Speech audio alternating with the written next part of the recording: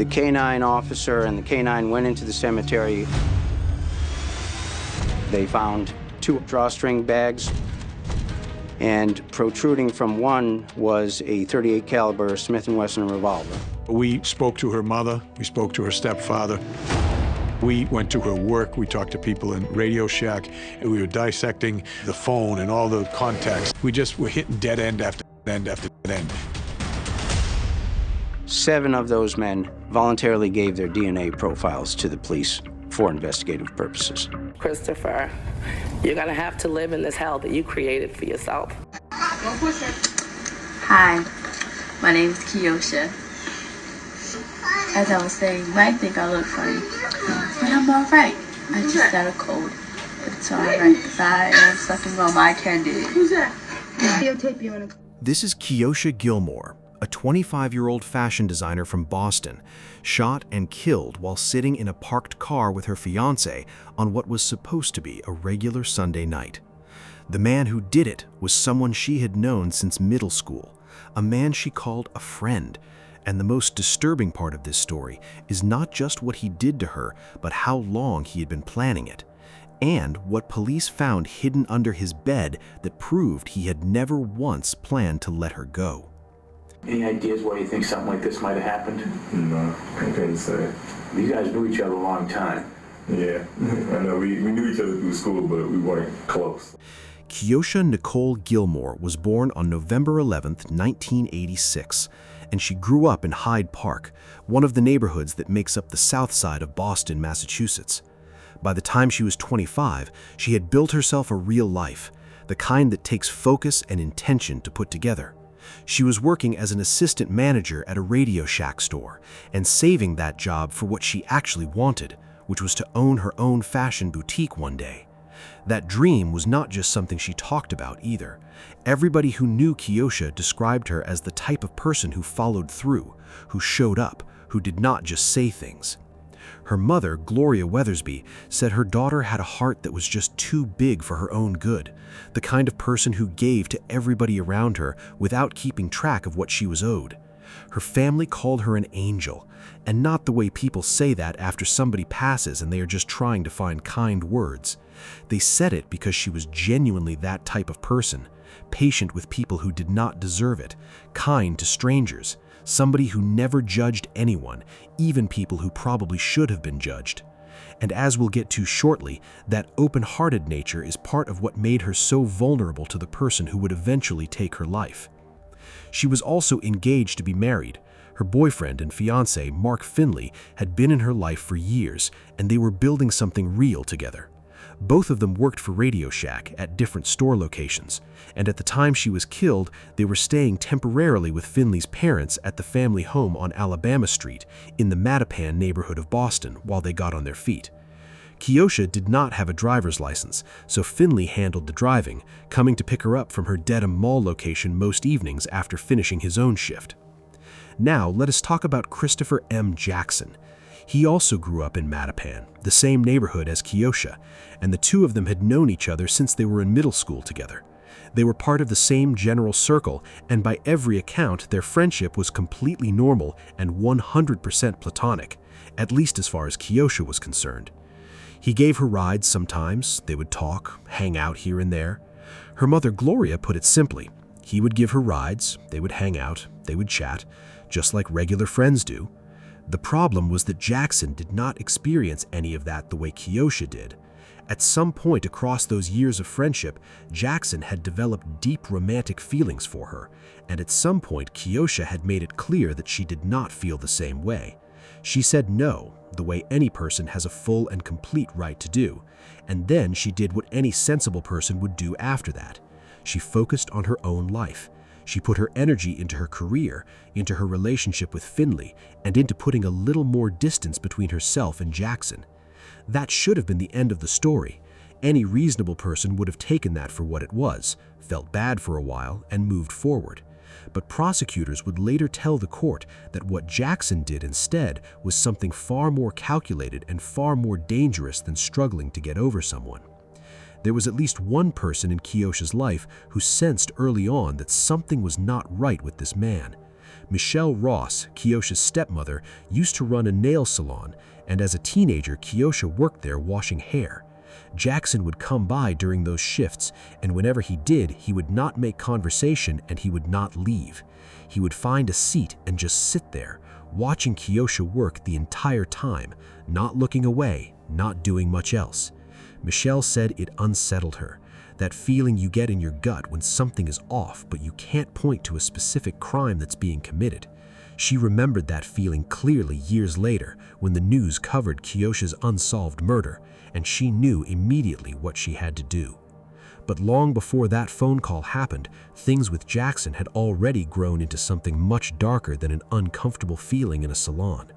Jackson had been following Keosha from and to work, learning her daily schedule, tracking when she arrived and when she left her Radio Shack shifts at the Dedham Mall. Jackson knew her routine better than most people in her life did. He knew who picked her up and when. He knew where she was going. And while Keosha was out here focused on her boutique plans and her wedding and her future, Jackson was completely unwilling to accept that she did not want him. Her mother offered the most honest explanation of what was probably going on inside him.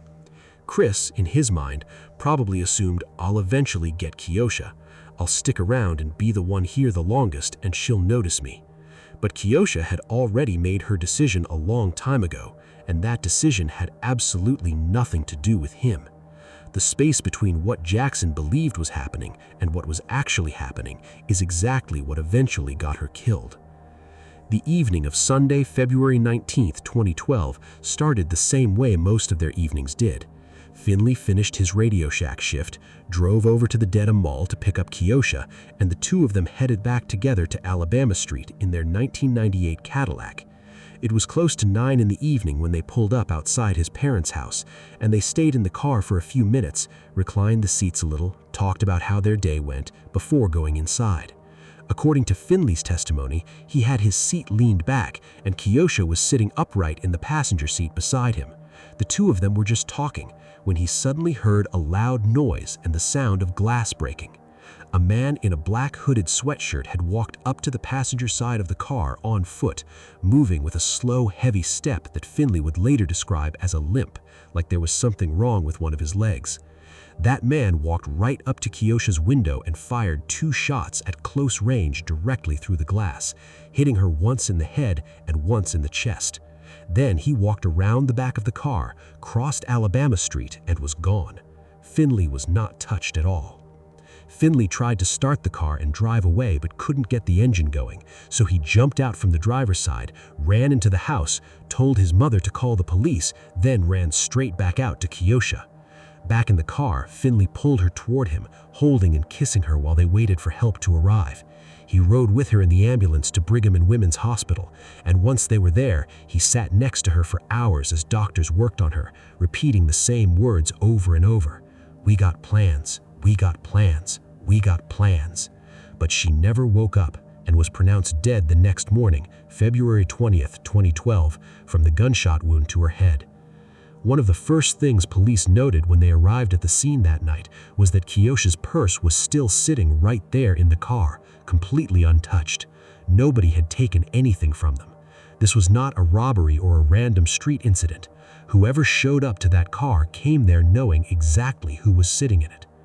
Finley told police that after the shots, he heard the sound of a gate swinging open and then closing somewhere nearby, and that detail pointed detectives towards the New Calvary Cemetery right across the street from where the car was parked.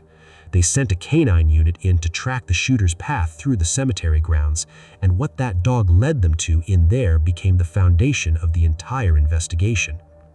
Inside those, somebody had put on latex gloves before they even got to that car so they wouldn't leave fingerprints, brought bags to carry everything in when it was done, and had already figured out exactly where they were going to dump everything when it was all over.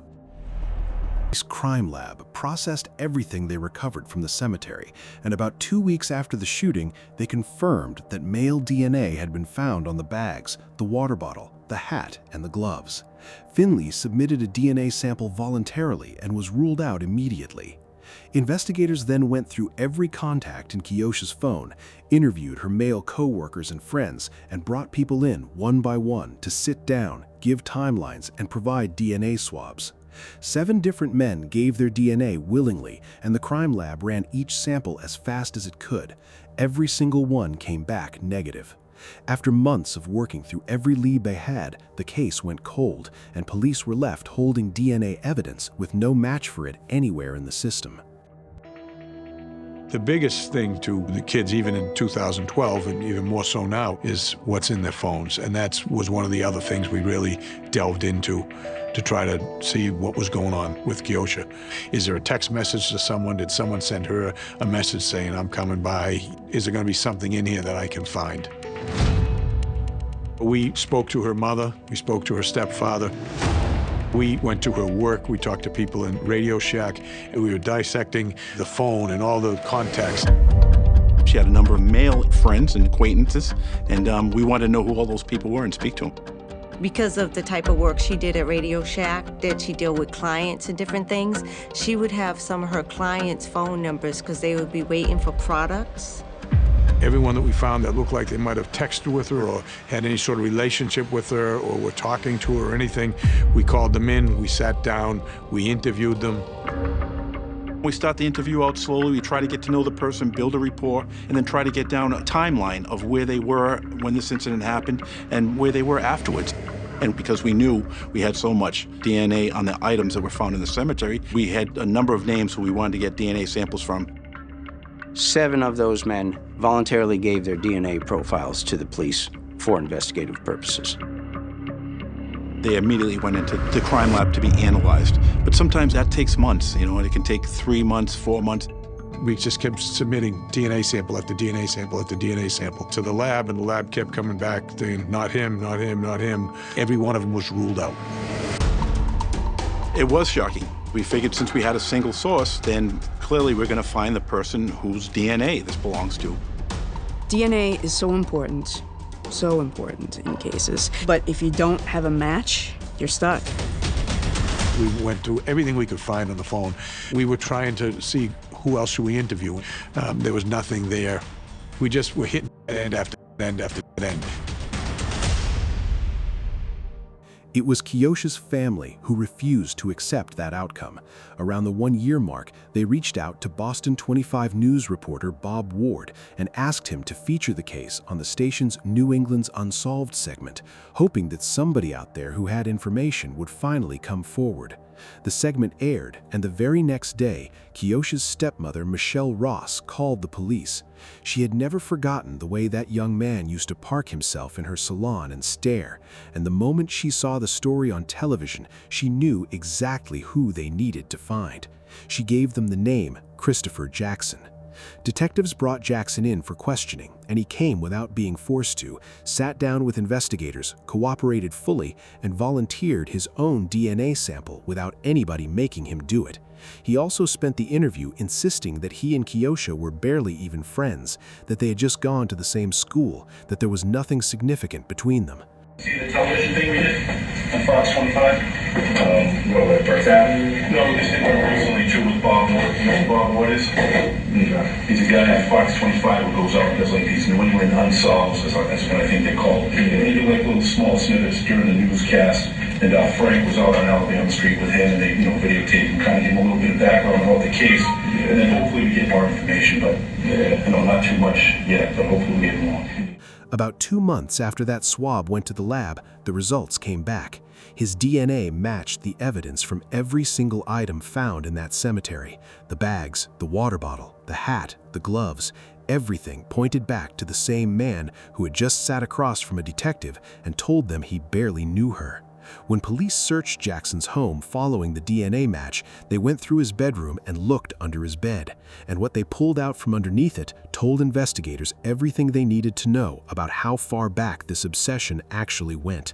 Hidden under there were 2 composition notebooks, and both of them were filled, cover to cover, with writings and poetry that Jackson had been putting down about Keosha across what was clearly a very long period of time. Her name, his thoughts about her, his feelings, all of it documented in detail over multiple pages.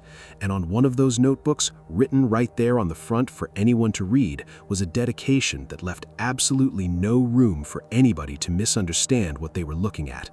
dedicated to Keosha, parentheses, a love never to be mine.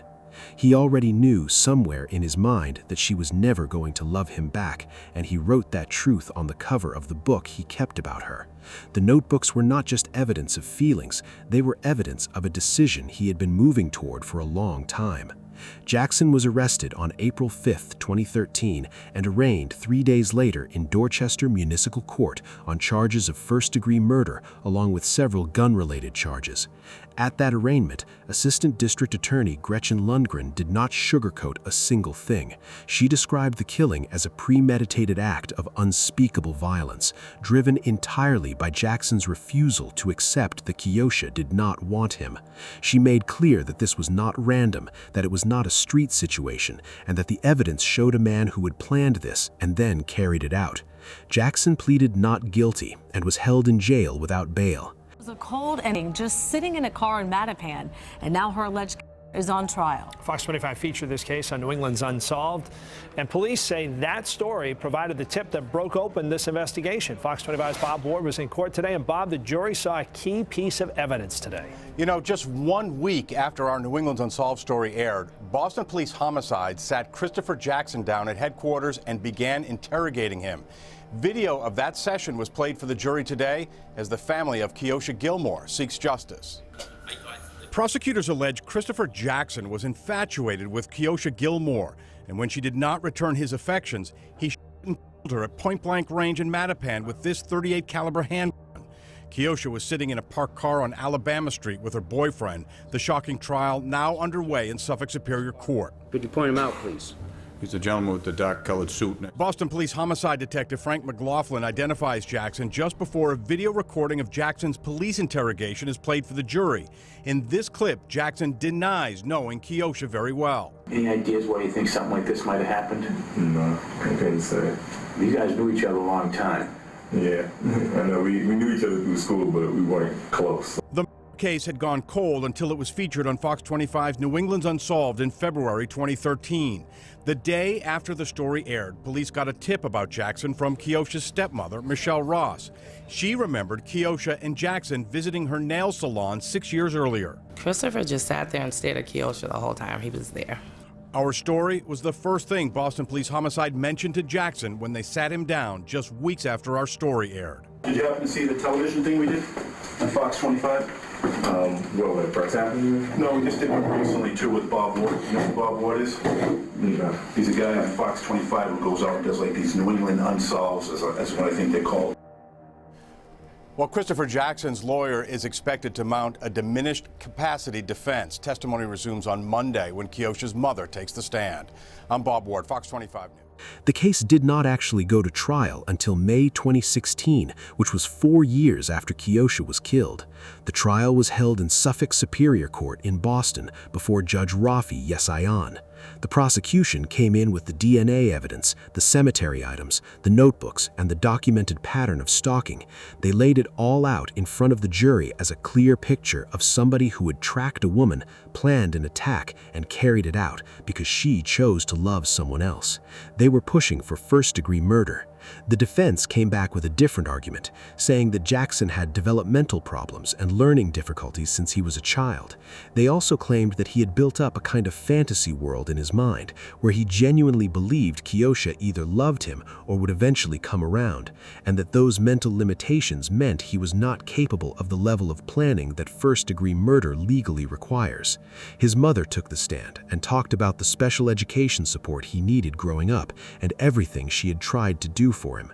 In a recorded interrogation that was played for the jury, Jackson admitted to being the person who had thrown the bags and the gun into the cemetery, though he stopped short of saying he pulled the trigger.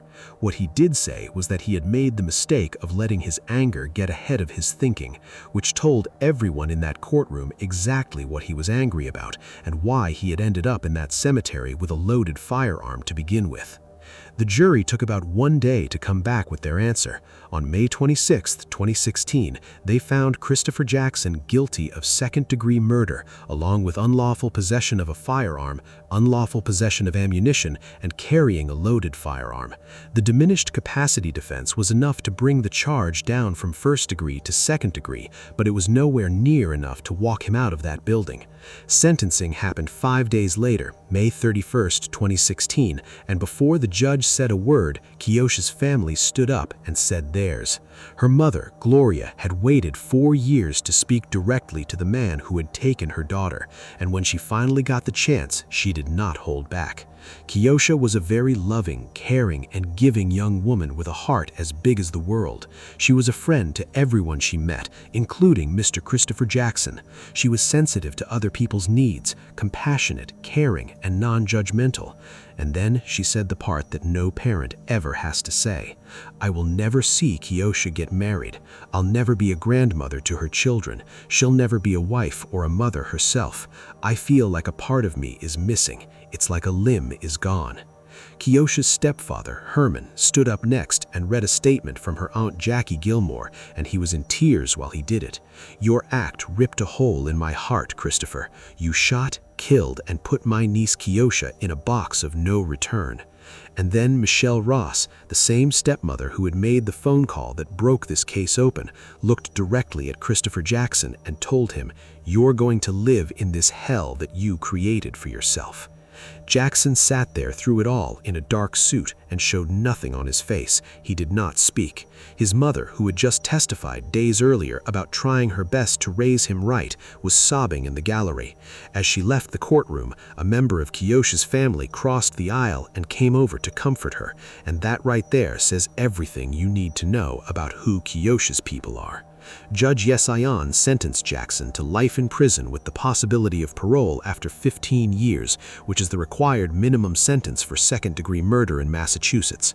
He also got concurrent sentences of 6 to 7 years on the gun charges, and he was given credit for the 1,151 days he had already been locked up waiting for trial. Now at 5:30, a Dorchester man is sentenced to life in prison for a childhood friend, and investigators say Christopher Jackson was in love with her. When she didn't return his affection, they say he tracked her down and shot her. Today, the woman's family and friends told the judge they feel her loss each and every day. Leah Martin has the details. My family is forever broken. Before Christopher Jackson was sentenced in the murder of 25-year-old Keosha Gilmore, her family and friends got a chance to address the court. All I did was hold her hand and continue to say, please get up, wake up, we have things to do. Jackson and Gilmore were childhood friends. He wanted a romantic relationship, she didn't. And in February of 2012, he found her in a car with her then boyfriend and killed her. Christopher stalked her and methodically planned and her. He left us all feeling empty. There will never be children or grandchildren, weddings or anniversaries. I will never hear her voice again, and I will never be able to say I love you. Jackson eventually confessed to authorities, saying he let his anger get the better of him. Keosha Gilmore's family say they're trying to forgive him. Christopher, you're going to have to live in this hell that you created for yourself. God is with me. And Christopher, may my God that walks with me walk with you and your family. Go ahead. Is there anything you want to say at this time? Jackson's mother would not speak as she left the courtroom, but the judge, in sentencing Jackson to life in prison, pointed out he ruined 2 families. He destroyed her family, obviously, and he obviously has destroyed his own family. Well, Jackson was convicted of second-degree murder. The prosecution was hoping for first degree. Under the state guidelines for second-degree murder, he faces a mandatory life in prison, but he will be eligible for parole in 15 years. Lisa? Heartbreaking. Liam, thank you. Before he handed down the sentence, the judge acknowledged that Jackson's mother genuinely tried to give her son a good life, and then said the one thing that could not be argued with. On the day in question, he murdered Keosha, and in doing so, he destroyed her family and he destroyed his own. In 2019, the Massachusetts Appeals Court reviewed the conviction and upheld it. Jackson is still serving that life sentence today. Keosha Nicole Gilmore was 25 years old.